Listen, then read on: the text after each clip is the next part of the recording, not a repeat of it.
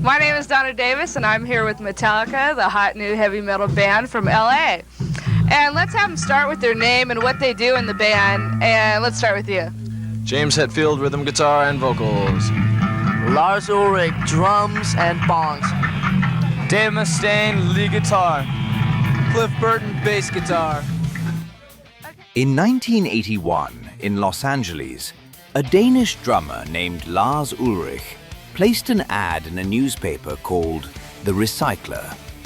It read, "Drummer looking for other metal musicians to jam with." James Hetfield answered that ad. They didn't click immediately, but their shared love for British heavy metal bonded them. They moved to San Francisco to escape the glam scene of LA, recruiting guitarist Dave Mustaine and bassist Cliff Burton. The thrash metal revolution had begun. Before their first album, Dave Mustaine was fired due to substance abuse and replaced by Kirk Hammett. With this lineup, they released Kill 'Em All in 1983 and Ride the Lightning in 1984.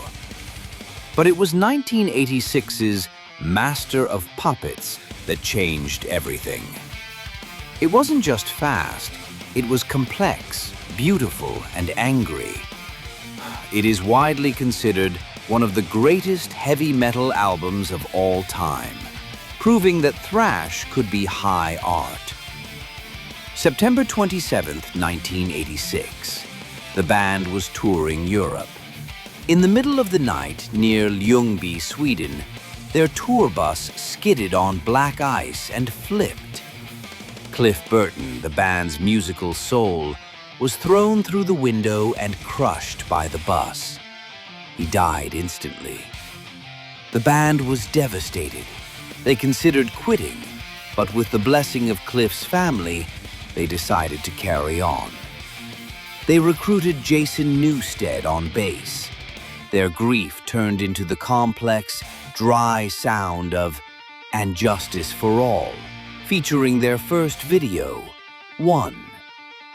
But in 1991, they teamed up with producer Bob Rock.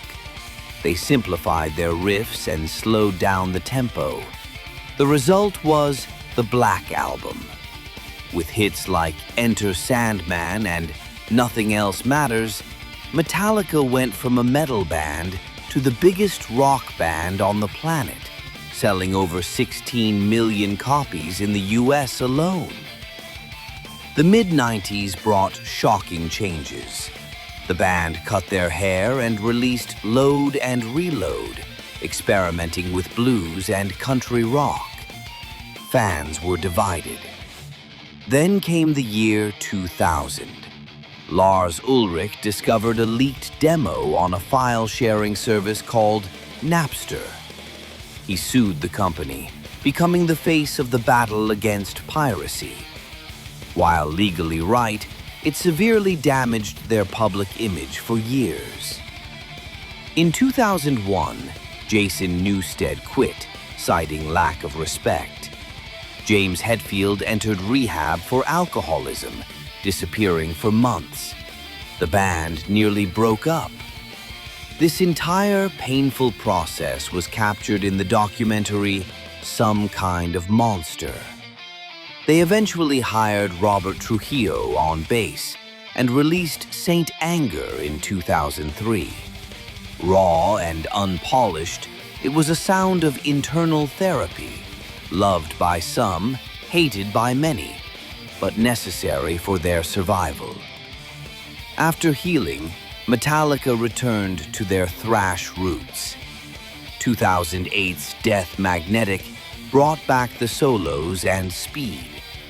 They solidified this resurgence with 2016's Hardwired to Self-Destruct. They became road warriors again, filling stadiums worldwide and proving that they could still play faster and harder than bands half their age. They had survived the tragedy, the fame, and themselves. In 2023, They released 72 seasons, reflecting on the first 18 years of life that shape who we are. Today, Metallica is more than a band. They are an institution.